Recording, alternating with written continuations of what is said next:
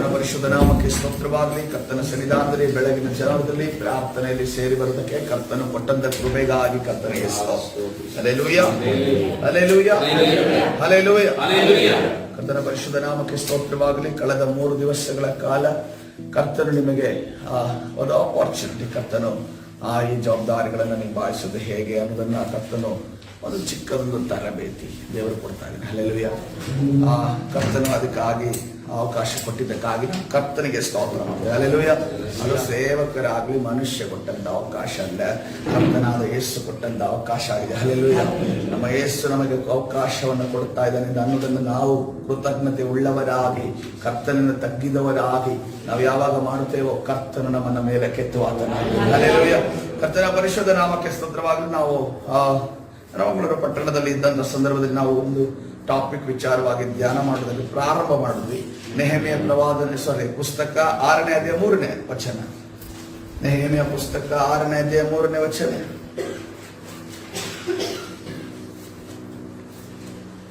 ಈ ಒಂದು ವರ್ಡ್, ಆ ಒಂದು ನೆಹೆಮಿಯನ ಮಾತನ್ನ ಕರ್ತನು ನಿಮಗೆ ಮಾತನಾಡಿದ ಯಾವಾಗ ಅಂತಂದ್ರೆ, ಯಾವಾಗ ಮಂಗಳೂರು ಪಟ್ಟಣ ಹೊರಡುವಂತ ಸಂದರ್ಭದಲ್ಲಿ ದೇವರು ಚಕ್ ಅಂತ ಒಂದು ಬೆಳಕಿನ ರೀತಿಯಲ್ಲಿ ನನ್ನ ಜೊತೆ ನನಗೆ ದೊಡ್ಡ ಜಂಬರ ಉಂಟು. ಹಲ್ಲೆಲೂಯಾ. ಕರ್ತನ ಪದ ಅದ್ರ ಏನಂತ ಹೇಳಿದ್ರೆ, ಅವರು ನನಗೆ ಕೇಳು ಬಗೆಯುವವರು ಎಂದು ತಿಳಿದು ನಾನು ದೂತರ ಮುಖಾಂತರವಾಗಿ ಅವರಿಗೆ, ಅವರು ಅಂದರೆ ಯಾರು? ನೆಹೆಮಿಯನ ವಿರುದ್ಧವಾಗಿದ್ದಂತ ಜನರು, ಕಟ್ಟುವುದಕ್ಕೆ ತಡೆ ಮಾಡುವಂತ ಜನರು. ಆ ನೆಹೆಮಿಯ ಹೋಗೋದಕ್ಕಿಂತ ಮುಂಚೆ ತಮ್ಮದೇ ರಾಜ್ಯಭಾರ ಅನ್ನುವ ರೀತಿಯಲ್ಲಿ, ತಮ್ಮದಲ್ಲದೇ ಇದ್ರು ಕೂಡ ಅಲ್ಲೆಲ್ಲ ವಿಚಾರವನ್ನು ಕಂಟ್ರೋಲ್ಗೆ ತೆಗೆದುಕೊಂಡು ಜನರನ್ನ ಪಾಪಕ್ಕೆ ಬೋಧಿಸಿ, ಅಕ್ರಮಕ್ಕೆ ಬೋಧಿಸಿ, ಅನ್ಯಾಯಕ್ಕೆ ಬೋಧಿಸಿ ನಡೆಸುತ್ತಿದ್ದಂತ ಜನರು ನನಗೆ ಕೇಡು, ನನಗೆ ಅಂದ್ರೆ ಯಾರು? ನೆಹೆಮಿಯ. ನನಗೆ ಕೇಡು ಬಗೆಯುವವರು ಅಂದ್ರೆ, ಯಾಕಂತಂದ್ರೆ ಈಗ ಏನ್ ಮಾಡ್ತಾ ಇದ್ದೇನೆ, ನೆಹೆಮಿಯ ಅಲ್ಲಿ ಹೋಗಿ ಯೆರೂಸಲೇಮ್ ಪಟ್ಟಣದಲ್ಲಿ ಪೌಳಿ ಗೋಡೆಯನ್ನು ಒಂದು ಕಡೆ ಕಟ್ಟುತ್ತಾ ಇದ್ದಾರೆ ಅಂತಂದ್ರೆ, ಇನ್ನೊಂದು ಗೋಡೆಯನ್ನು ಅವನು ಕಟ್ಟುತ್ತಾ ಇದ್ದಾನೆ. ನ್ಯಾಯ, ನೀತಿ, ಧರ್ಮದ ಗೋಡೆಯನ್ನ ಕಟ್ಟುತ್ತಾ ಇದ್ದಾನೆ. ಹಲ್ಲೆಲೂಯಾ. ಯಾವ ದೇವರ ನ್ಯಾಯ ಕಳೆದು ಹೋಗಿತ್ತೋ, ಯಾವ ನೀತಿ ದೇವರದು ಅಳಿದು ಹೋಗಿತ್ತೋ, ದೇವರ ಸತ್ಯವು ಅಳಿದು ಹೋಗಿತ್ತೋ, ದೇವರ ಮಾರ್ಗವು ಅಳಿದು ಹೋಗಿತ್ತೋ, ಅದನ್ನ ಮತ್ತೆ ಯೆರೂಸಲೇಮ್ ಪಟ್ಟಣದಲ್ಲಿ ಪುನರ್ಸ್ಥಾಪಿಸುವುದಕ್ಕೆ ಯಾರು ಹೋಗ್ತಾ ಇದ್ದಾರೆ? ನೆಹೆಮಿಯನು ಹೋಗ್ತಾ ಇದ್ದಾನೆ. ಆಗ ಈ ಅನ್ಯಾಯಕ್ಕೆ ಬೆಂಬಲವಾಗಿ ನಿಂತವರು ಯಾರು ಏನ್ ಮಾಡ್ತಾ ಇದ್ದಾರೆ? ವಿರೋಧವಾಗಿ ಬರ್ತಾ ಇದ್ದಾರೆ. ಯಾಕೆಂದ್ರೆ ಅಲ್ಲಿ ನ್ಯಾಯ, ನೀತಿ, ಧರ್ಮ ಅಲ್ಲಿ ಸ್ಥಾಪನೆ ಆಯ್ತು ಅಂದ್ರೆ ಕರ್ತನ ಸಾನ್ನಿಧ್ಯ ಅಲ್ಲಿ ಇಳಿಯಿತು ಅಂದ್ರೆ ಅರ್ಥ. ಕರ್ತನ ಸಾನ್ನಿಧ್ಯ ಇಳಿತು ಅಂದ್ರೆ ಆ ದೇಶವನ್ನ, ಆ ದೇಶದ ಜನರನ್ನ ಯಾರು ಕೂಡ ಅಲ್ಲಾಡಿಸಲು ಸಾಧ್ಯವಿಲ್ಲ. ಹಲ್ಲೆಲೂಯಾ. ಯಾಕೆಂದ್ರೆ ಒಂದು ಕಡೆ ನಾವು ನೋಡ್ತಾ ಇದ್ದೇವೆ, ಓ ಶೂರರಂತೆ ಇಸ್ರೇಲರಿದ್ದಾರೆ. ಹಲ್ಲೆಲೂಯಾ. ಅವರು ಯೂದ ಸಿಂಹದ ರೀತಿಯಲ್ಲಿ ಅವರು ಕಾಣ್ತಾ ಇದ್ದಾರೆ ಅನ್ನೋದನ್ನ ಈ ಯಾರೋ ಬಾಳಾಮ ಪ್ರವಾದಿ ಆ ನುಡಿಯುವಂತ ಸಂದರ್ಭದಲ್ಲಿ ಅವರನ್ನು ವರ್ಣಿಸ್ತಾನೆ. ಇಸ್ರೇಲ್ ಪಾಳೆಯವನ್ನ ವರ್ಣಿಸ್ತಾನೆ. ಆ ಒಂದು ರೀತಿಯಲ್ಲಿರುವಂತಹ ಇಸ್ರೇಲ್ ದೇಶ ಅಳಿದು ನಶಿಸಿ ಹೋಗುವಂತ ಪರಿಸ್ಥಿತಿ ಬಂದಾಗ, ಒಬ್ಬನನ್ನ ಎಲ್ಲೋ ಇದ್ದಂತ ವ್ಯಕ್ತಿಯನ್ನ, ಯಾರೋ ಕೆಳಗಡೆ ಕೆಲಸ ಮಾಡ್ತಿದ್ದಂತ ಯಹೂದಿಯನ್ನ, ಒಬ್ಬ ವ್ಯಕ್ತಿಯ ದೇವರ ಮಗನನ್ನು ಎಬ್ಬಿಸಿ ಅಲ್ಲಿಂದ ಕರ್ಕೊಂಡು ಬಂದು ಕೆಲಸ ಮಾಡೋದಕ್ಕೆ ಕರ್ತನು ಶಕ್ತನಾಗಿದ್ದಾನೆ. ಹಲ್ಲೆಲೂಯಾ. ಇವತ್ತಿನ ದಿವಸ ನಾವು ಅರ್ಥ ಮಾಡ್ಕೋಬೇಕು, ದೇವರು ಯಾರನ್ನ ಬೇಕಾದರೂ ಎಬ್ಬಿಸಲು ಶಕ್ತನು. ಹಲ್ಲೆಲೂಯಾ. ದೇವರಿಗೆ ಯಾವುದೇ ಫೆಸಿಲಿಟಿ ಆಗಲಿ, ದೇವರಿಗೆ ಯಾವುದೇ ಒಂದು ವ್ಯಕ್ತಿಗಳಾಗಲಿ ಕಡಿಮೆ ಆಗಿಲ್ಲ. ಯಾರನ್ನ ಬೇಕಾದ್ರೂ ಎಬ್ಬಿಸಿ ನಿಲ್ಲಿಸಿ ಕರ್ತನು ಉಪಯೋಗಿಸಲು ಶಕ್ತನಾಗಿದ್ದಾನೆ. ಹಲ್ಲೆಲೂಯಾ. ಯಾಕಂದ್ರೆ ಅದಕ್ಕೆ ನಾನೇ ಒಂದು ಪೂರ್ಣವಾದ ಒಂದು ಉದಾಹರಣೆ. ನನ್ನ ಕನಸುಗಳು ಬೇರೆ ಇದ್ವು, ನನ್ನ ಆಲೋಚನೆಗಳು ಬೇರೆ ಇದ್ವು, ನನ್ನ ಭವಿಷ್ಯದ ಒಂದು ಚಿತ್ರಣ ಬೇರೆ ಇತ್ತು. ನನ್ನ ಫ್ಯೂಚರ್ ದಿನಗಳನ್ನು ನಾನು ಈ ರೀತಿಯಲ್ಲೇ ಆಗಬೇಕು ಅಂತ ಅನ್ಕೊಂಡು ಬಯಸಿದೆ. ಆದ್ರೆ ಎಲ್ಲವೂ ಕೂಡ ಅಳಿಸಿ ಕರ್ತನ ಆತನ ಚಿತ್ತವನ್ನು ಬರೆದನೆಂದು ನಾವು ನೋಡ್ತೇವೆ. ಅದೇ ರೀತಿಯಲ್ಲಿ ನಿಮ್ಮ ಜೀವನದಲ್ಲಿ ಕೂಡ ನೀವು ಅನೇಕ ಪ್ಲಾನ್ಗಳನ್ನು ಇಟ್ಟಿದ್ದೀರೋ, ಏನೇನೋ ಮಾಡಬೇಕು, ಏನೇನೋ ಹೋಗ್ಬೇಕು, ಎಲ್ಲೆಲ್ಲೋ ಹೋಗ್ಬೇಕು, ಏನೇನೋ ಮಾಡ್ಬೇಕು ಅನ್ನೋದನ್ನ ಆಲೋಚನೆ ನಿಮಗಿತ್ತು. ಆದ್ರೆ ದೇವರ ಎಲ್ಲವನ್ನ ಅಳಿಸಿ, ಮಗನೇ ನಾನು ನಿನಗೆ ಆರಿಸಿಕೊಂಡದ್ದು ಇದಕ್ಕಲ್ಲ, ನನ್ನ ರಾಜ್ಯವನ್ನ ಕಟ್ಟುವುದಕ್ಕೋಸ್ಕರವಾಗಿ, ನನ್ನ ರಾಜ್ಯದ ಕೆಲಸವನ್ನ ಮಾಡುವುದಕ್ಕೋಸ್ಕರವಾಗಿ, ನನ್ನನ್ನ ನಂಬುವುದಕ್ಕೋಸ್ಕರವಾಗಿ, ನನ್ನ ರೀತಿಯಲ್ಲಿ ಜೀವಿಸಿ ಯೇಸು ಯಾರು ಎಂದು ಈ ಲೋಕಕ್ಕೆ ತೋರಿಸುವುದಕ್ಕೋಸ್ಕರವಾಗಿ. ಹಲ್ಲೆಲೂಯಾ. ಇಲ್ಲಿ ನೆಹೆಮಿಯನು ಹೇಳ್ತಾ ಇದ್ದಾನೆ, ನಾನು ದೂತರ ಮುಖಾಂತರವಾಗಿ ಅವರಿಗೆ ಏನನ್ನ ತಿಳಿಸ್ತಾ ಇದ್ದಾನೆ? ಡೈರೆಕ್ಟ್ ಆಗಿ ಏನಂದ್ರೆ ಐ ಆಮ್ ಬಿಸಿ ನನಗೆ ಅದಕ್ಕೆಲ್ಲ ಕೆಲಸದಕ್ಕೆ ನಿಮ್ಮ ಹತ್ರ ಕುತ್ಕೊಂಡು ಏನು ವ್ಯರ್ಥವಾದ ಮಾತಾಡೋದಕ್ಕೆ ನನಗೆ ಸಮಯ ಇಲ್ಲ. ಏನ್ ಹೇಳ್ತದೆ, ನನಗೆ ದೊಡ್ಡ ಚಂಬರ ಉಂಟು ನಿಮ್ಮ ಜೊತೆ ಮಾತಾಡೋದಕ್ಕಿಂತ, ನಿಮ್ಮ ಜೊತೆ ಚರ್ಚೆ ಮಾಡೋದಕ್ಕಿಂತ, ನಿಮ್ಮ ಜೊತೆ ಕಾಲ ಕಳೆಯೋದಕ್ಕಿಂತ ನನಗೆ ಯಾವುದಿದೆ, ನನಗೆ ದೊಡ್ಡ ಕೆಲಸ ಇದೆ, ನನಗೆ ದೊಡ್ಡ ಜಂಬರ ಉಂಟು. ಅದನ್ನು ಬಿಟ್ಟು ನಿಮ್ಮ ಬಳಿಗೆ ಬಂದರೆ ಕೆಲಸವು ನಿಂತು ಹೋಗುವುದು, ನಾನು ಬರಲಾರೆನು. ಹಾಗೆ ಒಂದು ವೇಳೆ ನೇಹೇಮಿನಲ್ಲಿ ಹೋಗಿದ್ರೆ ಏನೆಲ್ಲ ಮಾತುಗಳು ಬರ್ತಾ ಇದ್ವು. ಒಂದು ವೇಳೆ ನೇಹೇಮನು ತನ್ನ ಕೆಲಸವನ್ನು ಬಿಟ್ಟು ಏನಪ್ಪ ಏನೋ ಕರೀತಿದ್ದಾರೆ ಚರ್ಚೆ ಮಾಡೋಣ ಅಂತ ಅನ್ಕೊಂಡು ಹೇಳ್ತಾರೆ, ಒಟ್ಟಿಗೆ ಸೇರ್ತಾರೆ ಏನೋ, ಒಟ್ಟಿಗೆ ಜೊತೆಯಲ್ಲಿ ನಿಲ್ತಾರೆ ಏನೋ, ಅಥವಾ ಏನಾದರೂ ಮಾತುಕತೆ ಏನ್ ಮಾತುಕತೆ ನಡೆಯಬಹುದು. ಒಂದು ವೇಳೆ ನೇಹೇಮಿಯಲ್ಲಿ ಹೋಗಿದ್ದಿದ್ರೆ ನೇಹೇಮನಿಗೆ ಕೆಲಸಕ್ಕೆ ತಡೆ ಆಗ್ತಾ ಇತ್ತು. ನೆಕ್ಸ್ಟ್ ವಾದ ವಿವಾದ ಆಗಿರ್ಬೋದು, ಜಗಳಗಳಾಗೋದು, ಆ ಮಾತುಕತೆ ಆಗೋದು ಕೊನೆಗೆ ಆಗಿರುತ್ತೆ, ಆಗುತ್ತೆ. ನೆಕ್ಸ್ಟ್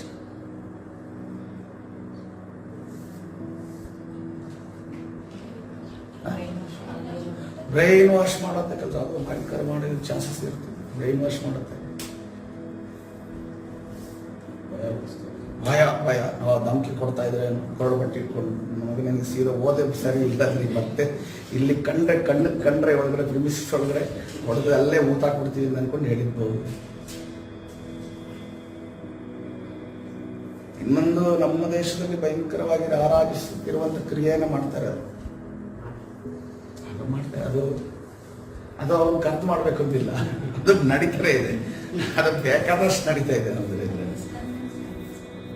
ಕನ್ವಿನ್ಸ್ ಮಾಡೋದೇ ಬ್ರೈನ್ ವಾಶ್ ಮಾಡಿ ಕನ್ವಿನ್ಸ್ ಮಾಡೋದು.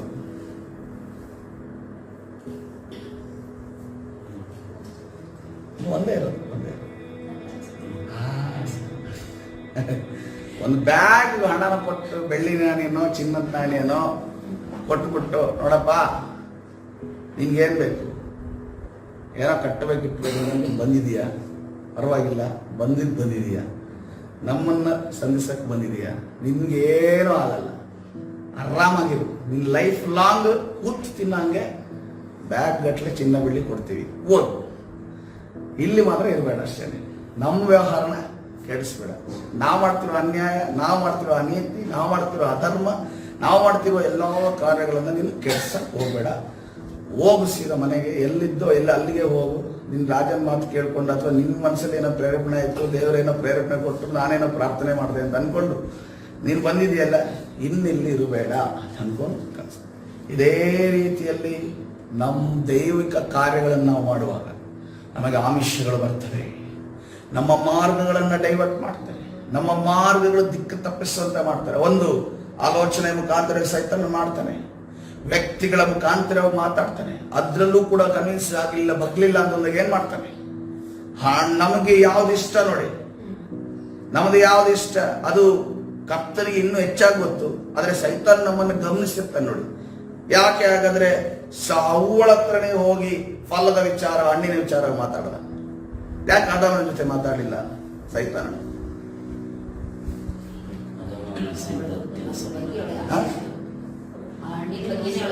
ಅಲ್ಲಿ ಬರೆಯಲ್ಪಟ್ಟಿದೆ, ಅವಳ ಆ ಮರದ ಹತ್ರನೇ ಇರ್ತದೆ. ಅವಳು ಎಷ್ಟು ಎಕ್ಸ್ಪ್ಲೇನ್ ಮಾಡ್ತಿದ್ದಾರೆ, ಅದು ನೋಡುವುದಕ್ಕೆ ಮನೋಹರವಾಗಿಯೂ, ಎರಡು ಅಂಗವಾಗಿಯೂ, ಮೂರನೇದು ರಮ್ಯವಾಗಿಯೂ. ಒಂದು ಸ್ಕ್ಯಾನಿಂಗ್ MRI ಸ್ಕ್ಯಾನ್ ಇಟ್ಟುಬಿಟ್ಟೆ ಅವಳು ಫುಲ್ ಸ್ಕ್ಯಾನ್ ಮಾಡಿದ್ದಾರೆ ಕುತ್ಕೊಂಡು. ಈ ಫಲ ಏನಿದೆ, ಹೆಂಗಿದೆ, ಇನ್ನು ಟೇಸ್ಟ್ ಮಾಡಿಲ್ಲ, ವಾಸನೆ ನೋಡಿಲ್ಲ. ವಾಸನೆ ನೋಡಿದ್ರೆ ಹತ್ರ ಮುಟ್ಟಲೂಬಾರದು ಅಂತ ಅನ್ಕೊಂಡು ಅದು ಬೇರೆ ಸುಳ್ಳು ಬೇರೆ ಹೇಳೋದು, ಸೇರ್ಸ್ ಬೇರೆ ಹೇಳೋದು.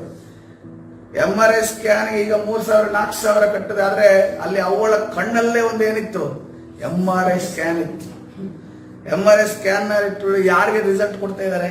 ಸೈತಾನ್ಗೆ ರಿಸಲ್ಟ್ ಕೊಡ್ತಾ ಇದೆ. ಏನಂತಂದ್ರೆ ಅದು ರಮ್ಯವಾಗಿಯೂ ಮನೋಹರವಾಗಿಯೂ ಬಹಳ ರುಚಿಕರವಾಗಿರುತ್ತೆ ಚಾನ್ಸಸ್ ಇದೆ, ಮತ್ತು ಜ್ಞಾನಕ್ಕೆ ಯೋಗ್ಯವಾಗಿ ಅಪೇಕ್ಷಿಸತಕ್ಕದ್ದಾಗಿ ಅದರಿಂದ ಜ್ಞಾನ ಬರ್ತದೆ. ಇವ್ರಿಗೆ ಯಾರು ಹೇಳಿದ್ದು ಇವರಿಗೆ ಜ್ಞಾನ ಬರುತ್ತೆ ಅಂತ ಅನ್ಕೊಂಡು ಹಾಗಿರೋದ್ರಿಂದ ಏನ್ ಮಾಡಿದ್ದಾಳೆ, ಫುಲ್ ಸ್ಕ್ಯಾನ್ ಮಾಡಿದ್ದಾಳೆ. ಸೊ ಹಂಗಿರೋದ್ರಿಂದ ಸೈತಾನಿಗೆ ನಮ್ಗೆ ಏನ್ ಬೇಕು ಅಂತ ನಮಗೆ ಗೊತ್ತಿದೆ. ಅವನಿಗೆ ಅಂತ ಜನರನ್ನ ತರ್ತಾನೆ, ಅಂತ ಜನರನ್ನ ಮಾತಾಡಿಸ್ತಾನೆ, ಅಂತ ಜನರನ್ನ ನಮ್ಮನ್ನ ಆಮಿಷ ಒಡ್ಡಿ ಏನ್ ಮಾಡ್ತಾನೆ, ನಾವು ಹೋಗುವಂತ ದೇವರ ಮಾರ್ಗದಿಂದ ದಿಕ್ಕು ತಪ್ಪಿಸ್ತಾನೆ. ನಮಗೆ ಗೊತ್ತಿದೆಯಾ ಯಾವುದ್ರ ಮುಖಾಂತರವಾಗಿ ನಮ್ಮನ್ನ ದಿಕ್ಕು ತಪ್ಪಿಸ್ತಾನೆ ಅಂತ? ವೈಯಕ್ತಿಕವಾಗಿ ಹೇಳೋದು ಬೇಡ, ಎಷ್ಟು ಜನ ಗೊತ್ತಿದೆ ನನ್ನನ್ನ ದಿಕ್ಕು ತಪ್ಪಿಸೋದಕ್ಕೆ ಸೈತಾನ ಇದನ್ನೇ ಯೂಸ್ ಮಾಡ್ತಾನೆ, ಇದೇ ತಂತ್ರ ಯೂಸ್ ಮಾಡ್ತಾನೆ. ಇದು ಗೊತ್ತಿದ್ರೆ ನಾವು ಬಹಳ ಒಂದು ಗಂಡಾಂತರದಿಂದ ಕಾಪಾಡಲ್ಪಡ್ತೇವೆ. ಹಲ್ಲೆಲೂಯಾ. ಬಹಳ ಒಂದು ಗುಂಡಿಗೆ ಬೀಳುವಂತ ಪರಿಸ್ಥಿತಿಗಳಿಂದ ದೇವರು ನಮ್ಮನ್ನು ಕಾಪಾಡ್ತಾನೆ. ಅದಕ್ಕೋಸ್ಕರವಾಗಿ ಒಂದನ್ನು ತಿಳಿದ್ರೆ, ಸೈತಾನನು ನಮ್ಮ ಮುಂದೆ ಇಟ್ಟಿರುವಂತ ಆಮಿಷ, ಸೈತಾನನು ನಮ್ಮ ಮುಂದೆ ನಮ್ಮನ್ನ ದಿಕ್ಕು ತಪ್ಪಿಸುವಂತ ವಿಚಾರಗಳು ನಮಗೆ ಇವತ್ತಿನ ದಿವಸ ಒಂದು ವೇಳೆ ಗೊತ್ತಿಲ್ಲ ಅಂದ್ರೆ ಪ್ರಿಯರೇ, ಇಮ್ಮಿಡಿಯೇಟ್ ಈ ಕ್ಷಣದಲ್ಲೇ ದಿಂದಲೇ ನೀವು ದೇವರ ಆತ್ಮನ ಬಳಿ ಕೇಳಬೇಕು. ನನಗೆ ಗೊತ್ತಾಗ್ತಿಲ್ಲ ಸ್ವಾಮಿ, ನನ್ನ ದೇಹಕ್ಕೆ ಯಾವ ರೀತಿಯ ಆಮಿಷವನ್ನು ಒಡ್ಡಿ, ನನ್ನ ಆತ್ಮಕ್ಕೆ ಯಾವ ಆಮಿಷವನ್ನು ಒಡ್ಡಿ, ನನ್ನ ಮನಸ್ಸಿಗೆ ಯಾವ ಆಮಿಷವನ್ನು ಒಡ್ಡಿ ಸೈತಾನನ ಏನ್ ಗೊತ್ತಾ, ಅವನೇನ್ ನೋಡಿದೆ, ಇವನ್ ತಲೆ, ಅವನ್ ನಮ್ಮ ಕಾಲು ಅವನ ತಲೆ ಮೇಲೆ ಇರಬೇಕಾಗಿತ್ತು. ಆದ್ರೆ ಏನಾಗ್ತಿದೆ, ಅವನು ಆಮಿಷಗಳನ್ನು ಒಡ್ಡಿ ಅವನೇನ್ ಮಾಡ್ತಾ ಇದ್ದಾನೆ, ಅವನ್ ನಮ್ಮ ತಲೆ ಮೇಲೆ ಅವನ್ ಕಾಲಿಟ್ಕೊಂಡು ಕೂತಿದ್ದಾನೆ.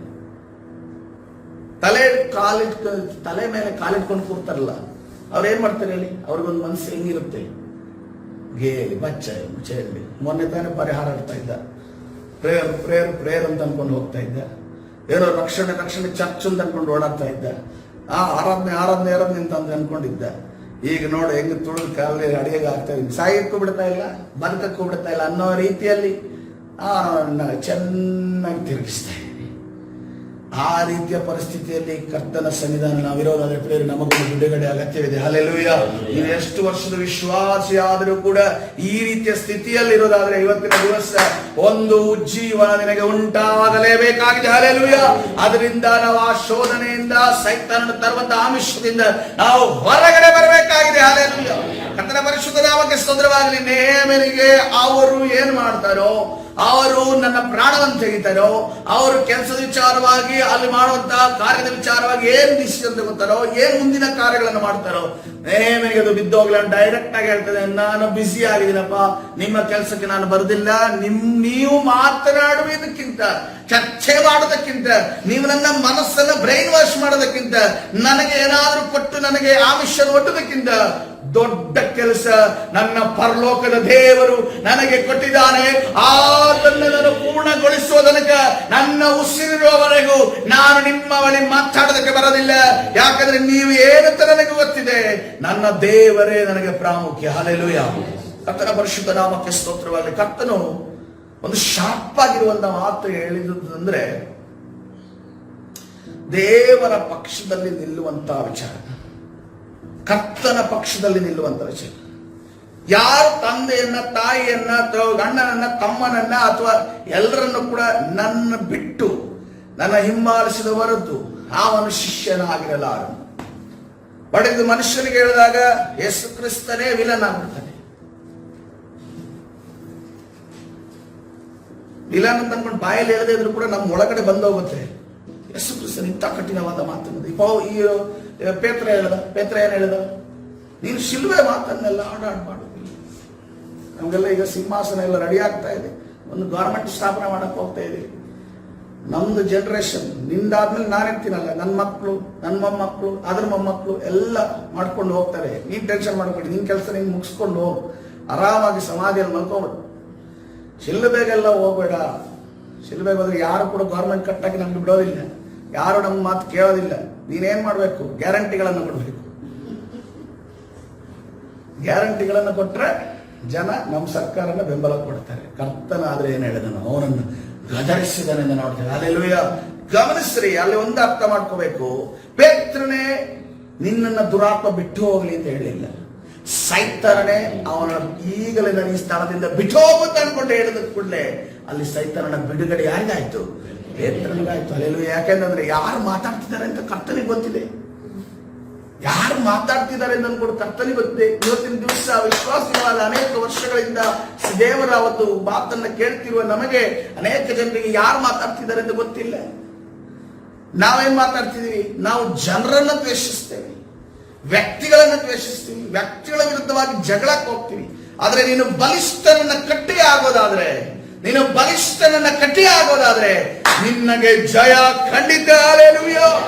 ಮೊಣಕಾಲೂರುತ್ತ ಕರಗಳನ್ನೆತ್ತುತ್ತ ಶೋಧನೆ ಬಂದಾಗ ನೀನು ಬಲಿಷ್ಠನನ್ನ ಕಟ್ಟಿ ಹಾಕೋದಾದ್ರೆ ಕರ್ತನು ನಿನಗೆ ಆ ಬಲಿಷ್ಠನನ್ನ ಕಟ್ಟಿ ಹಾಕಿ ನಿನ್ನ ವಿರುದ್ಧವಾಗಿ ನಿಂತಿರುವ ಎಲ್ಲಾ ದುರಾತ್ಮಗಳ ಕಾರ್ಯಗಳು ಲಯವಾಗುವಾಗ, ನಿನ್ನ ಶತ್ರು ಮಾಡಿರುವ ತಂತ್ರಗಳು ತಲೆಕೆಳಗಾಗುವಾಗ, ಅಶುಭವನ್ನ ನುಡಿಯುವಂತ ನಿನ್ನ ಶತ್ರುಗಳು ಬಾಳಾವನ ಬೀಳಾವನ ರೀತಿಯಲ್ಲಿ ಶುಭವನ್ನೇ ನುಡಿಯುವಾಗ ಕರ್ತನು ಮಾಡಲು ಶಕ್ತರಾಗಿದ್ದಾರೆ. ಹಲ್ಲೆಲೂಯಾ. ಕರ್ತನ ಪರಿಶುದ್ಧ ನಾಮಕ್ಕೆ ಸ್ತೋತ್ರವಾಗಲಿ.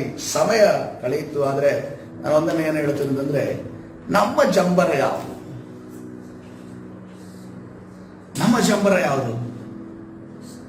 ಈಗ ಅದನ್ನ ಆಲೋಚನೆ ಮಾಡಬೇಕು. ನೇಮೇಲೆ ಜಂಬರ ಪೌಳಿಗೋಡೆಯನ್ನು ಕಟ್ಟಬೇಕು ಅಂತ ಅನ್ಕೊಂಡು ನಮ್ಮ ಜಂಬರ ಯಾವುದು? ದೇವರು ನಮಗೆ ಕೊಟ್ಟಿರುವಂತ ಕೆಲಸ ಏನು?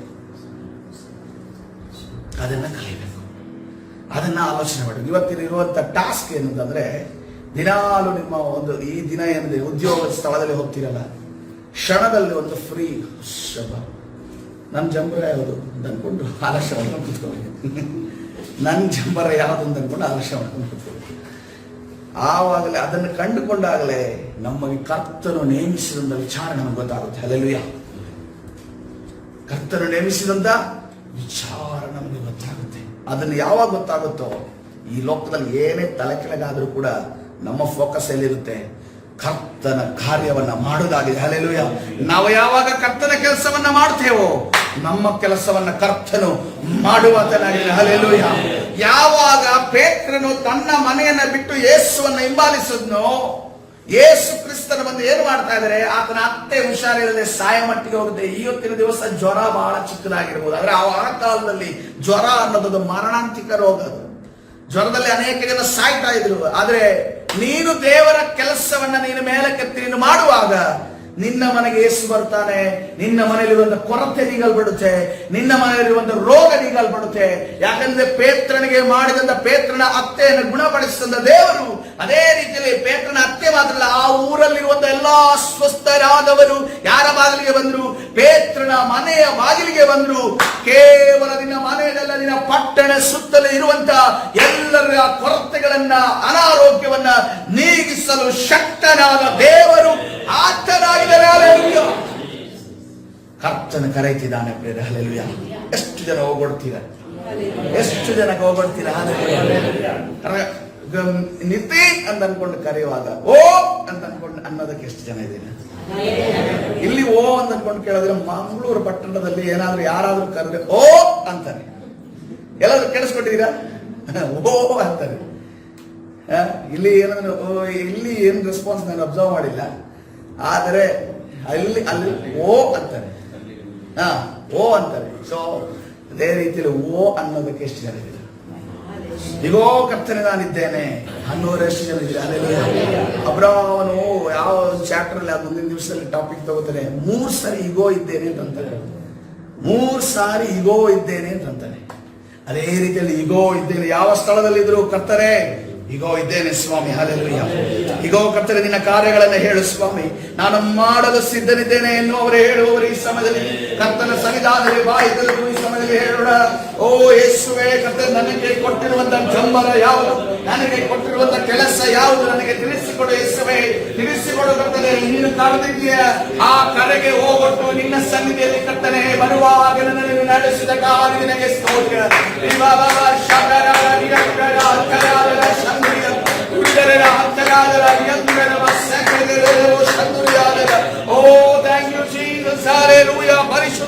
ಪರಿಶುದ್ಧರೇ ನಿನ್ನ ನಾಮಕ್ಕೆ ಸ್ತೋತ್ರ ಸ್ತೋತ್ರ. ಸರ್ವಶಕ್ತನೇ, ಸರ್ವವಲ್ಲಭನೇ, ಮಹಿಮೆ ಉಳ್ಳದವರೇ, ಈ ಬೆಳಗಿನ ಜಾವದಲ್ಲಿ ಕರ್ತನೆ ಯಾವುದು ಸ್ವಾಮಿ, ನಮಗೆಲ್ಲರಿಗೂ ಒಂದೊಂದು ಜಂಬರವನ್ನು ನಿನಗೆ ಕೊಟ್ಟಿದೆಯಲ್ಲ ಕರ್ತನೆ, ಒಂದು ಶ್ರೇಷ್ಠವಾದ ಕೆಲಸಗಳನ್ನು ಕೊಟ್ಟಿದೆಯಲ್ಲ, ಅದನ್ನು ನಾವು ಮರೆಯದ ಹಾಗೆ ಜವಾಬ್ದಾರಿತವಾಗಿ ಮಾಡುವ ಹಾಗೆ ಕರ್ತನೆ ನಮಗೆ ಸಹಾಯ ಮಾಡು ಕರ್ತನೆ. ನಾವು ನಮ್ಮ ಬಲದಲ್ಲಿ ಮಾಡಬೇಕು ಅಂತ ಇಲ್ಲಲ್ಲ ಸ್ವಾಮಿ, ಎಲ್ಲ ಬಲವನ್ನ, ಸಾಮರ್ಥ್ಯವನ್ನ, ಜ್ಞಾನವನ್ನ, ತಲಾಂತನ ಎಲ್ಲವನ್ನ ನೀನು ಕೊಡ್ತೀಯಲ್ಲ. ಅದರ ಮುಖಾಂತರವಾಗಿ ನಿನ್ನ ರಾಜ್ಯವನ್ನ ಕಟ್ಟುವುದರಲ್ಲಿ ಎಲ್ಲರೂ ಸೇರುವ ಹಾಗೆ ಏಕ ಮನಸ್ಸುಳ್ಳವರಾಗುವ ಹಾಗೆ ಕರ್ತನೆ ನಾವು ತಗ್ಗಿಸಿಕೊಂಡವರಾಗಿ ಕರ್ತನೆ ಎಲ್ಲರ ಮುಂದೆ ಸ್ವಾಮಿ ಹಂಬಲ್ ಆಗಿ ಕರ್ತನೆ ನಿನ್ನ ಸನ್ನಿಧಿಯಲ್ಲಿರುವ ನಿನ್ನ ಕಾರ್ಯ ಮಾಡೋದಕ್ಕಾಗಿ ಸ್ತೋತ್ರ. ಕರ್ತನೆ ನಮ್ಮ ಜಂಬರವನ್ನ, ನಮ್ಮ ಶ್ರೇಷ್ಠ ಕೆಲಸವನ್ನ ಅಡ್ಡಿಪಡಿಸುವಂತ, ನಮ್ಮ ಮನಸ್ಸನ್ನ ಬೇರೆ ದಿಕ್ಕಿಗೆ ತಿರುಗಿಸುವಂತ ಎಲ್ಲಾ ಸೈತಾನನ ಅಂಧಕಾರ ಶಕ್ತಿಗಳ ಬಲಗಳ ದುರಾತ್ಮನ ಕಾರ್ಯಗಳನ್ನ ನಜರೇತಿನ ಯೇಸುವಿನ ನಾಮದಲ್ಲಿ ಬಂಧಿಸಿ ಮುರಿದಾಕ್ತಾರೆ. ಬಿಡುಗಡೆ ಉಂಟು ಮಾಡಿ ದಿನ ಚಾಲನೆ ನಡೆಸು. ಕರ್ತನಾದ ಯೇಸು ಸ್ವಾಮಿ ಸಲ ಪ್ರಾರ್ಥನೆ ಹೊಂದಿಕೊಳ್ಳುತ್ತೇನೆ ಜೀವಗಳ ತಂದೆ. ಆಮೆನ್. ಹಲ್ಲೆಲೂಯಾ.